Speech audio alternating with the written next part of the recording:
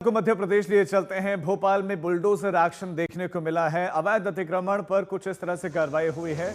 मोहन सरकार ने ये कार्रवाई की है। तस्वीरें आपके सामने, जहां जो अतिक्रमण का भाग है पूरी तरह से ध्वस्त किया जा रहा है। मछली परिवार की ये कोठी पर बुलडोजर एक्शन चल रहा है। लव जिहाद और दूसरी तरह के मामलों में संलिप्त, और उसके बाद से एक्शन देखने को मिल रहा है। तस्वीरें आप इस समय भोपाल से देख रहे हैं। उत्तर प्रदेश में इस तरह की तस्वीरें आप आमतौर पर अब देखते हैं, और अब भोपाल से आप ऐसी तस्वीर देख रहे हैं जहां मोहन सरकार ने आरोपी के घर पर, मछली परिवार पर ये एक्शन लिया है। उनके कोठी पर ये बुलडोजर चल रहा है। रविश पाल सिंह हमारे संवाददाता हमारे साथ जुड़े हुए हैं। रविश, ताबड़तोड़ एक्शन देखने को मिलता है। कितना बड़ा हिस्सा है जिस पर अतिक्रमण किया गया था, और क्या इसकी कीमत बताई जा रही है?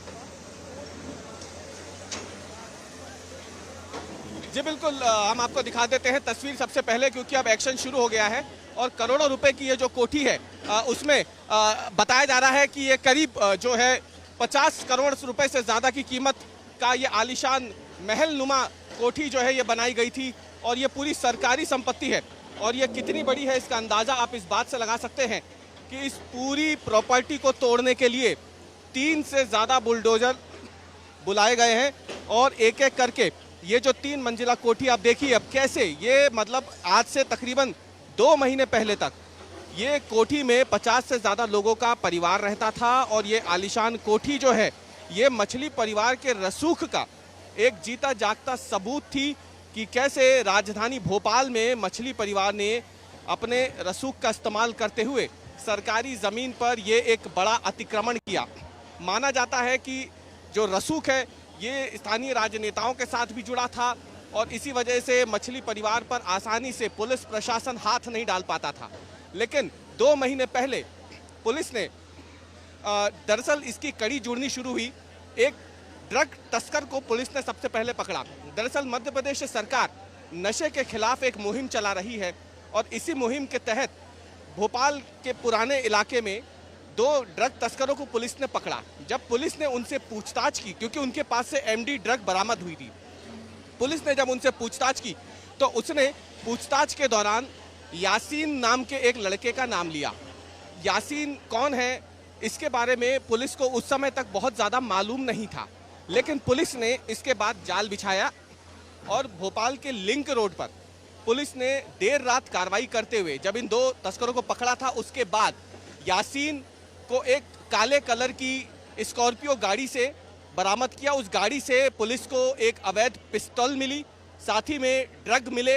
और जब पुलिस ने आगे इस कड़ियों को जोड़ना शुरू किया तो मालूम चला कि यासीन और कोई नहीं बल्कि भोपाल के बेहद ही ज़्यादा रसूखदार मछली परिवार का बेटा है।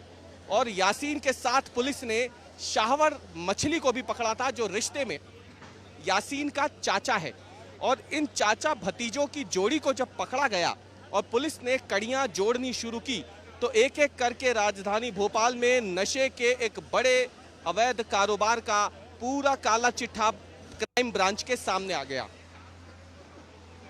उसके बाद आपको बताएं कि पुलिस ने जब इनसे पूछताछ शुरू की तो इन्होंने बताया कि ये कैसे राजस्थान से मंदसौर नीमच के रास्ते, राजगढ़ के रास्ते नशे का सामान लेकर के राजधानी भोपाल आते थे, और इनके टारगेट पे होते थे जिम और क्लबों में जाने वाली लड़कियां। इसके पीछे की वजह उन्होंने बताई कि दरअसल जिम में जो लड़कियां आती हैं उनको ये वेट लॉस का एक ऐसा मायाजाल बनाते थे, और उन्हें बताते थे कि जो दवाई ये इन्हें दे रहे हैं ये उनके वजन को कम करने में मदद करेगी। और ऐसे करके वो जिम में आने वाली लड़कियों को वेट लॉस का बहाना बना करके नशे की लत लगाते थे। धीरे धीरे जब लड़कियों को इसकी लत लग जाती थी तो फिर उनका वो इस्तेमाल शुरू करते थे, उनका रेप करते थे।